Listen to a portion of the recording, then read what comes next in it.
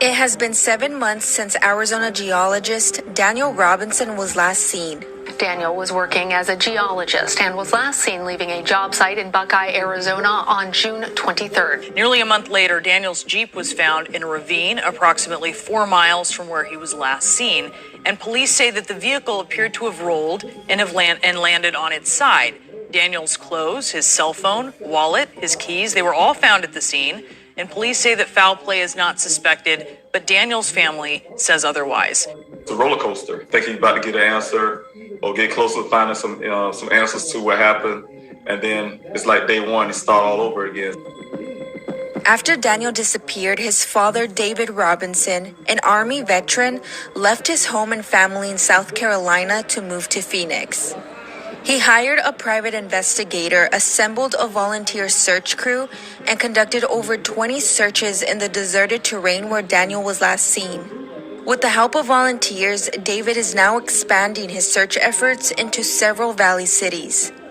In the case my son somehow did escape that desert out there with a head injury or anything, it's a possibility that he could be part of a homeless population.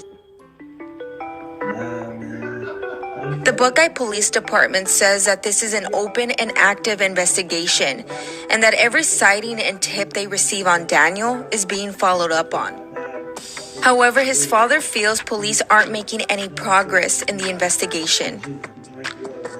They wouldn't even send something simple as a helicopter to find a young man out there in the desert who never been out there before in that area. Daniel was last seen on June 23rd, around the same time Gabby Petito's case sparked national attention. Despite David's best efforts, he couldn't draw much attention to his son's case. He says Daniel's story didn't make the local news until July 9th, about 2 weeks after the disappearance. And it's sad to me when I hear that it took an unfortunate incident with another family missing their young daughter. They say it's hard work to get some kind of attention for my son's case was accredited to this case being heard and bringing a light to my son's case. The Petito family, for instance, don't have anything to do with the way that people approach other cases. They're grieving just like I was grieving, looking for their young daughter. It's not their fault, it's the way the system is set up. People of color, we often go unheard. Robinson says it's hurtful to see a young white woman's case met with more urgency than his son's.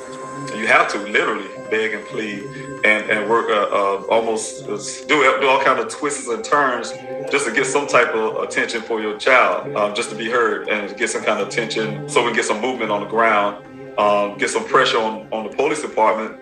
And while the cases of missing white women are given more focus and urgency, people of color are disappearing at disproportionate rates. According to 2020 FBI data, Black people make up 35% of missing persons reports, but only 13% of the U.S. population.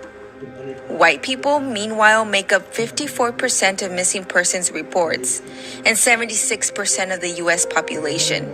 Everybody's case should be treated exactly the same way.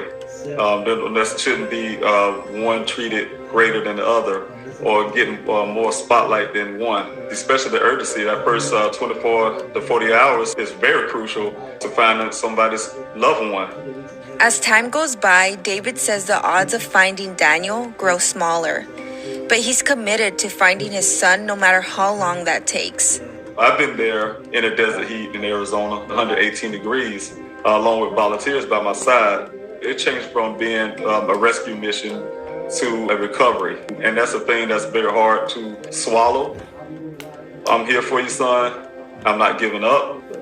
I'm gonna keep fighting. I know you're out there, you're worth it. And if nobody cares, I care. And I'm gonna do everything I can to find him.